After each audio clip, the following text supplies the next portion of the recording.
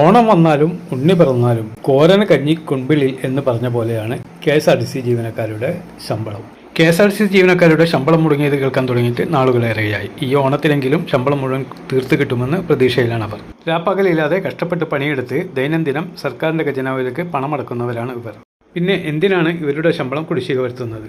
വണ്ടിപ്പണി തെണ്ടിപ്പണിയെന്ന് കാരണന്മാർ പറഞ്ഞു കേട്ടിട്ടുണ്ട്. അത്രയേറെ അലച്ചിലുള്ള ഒരു പണിയാണ് ഈ കണ്ടക്ടർ ഡ്രൈവർ ജോലി എന്ന് പറയുന്നത്.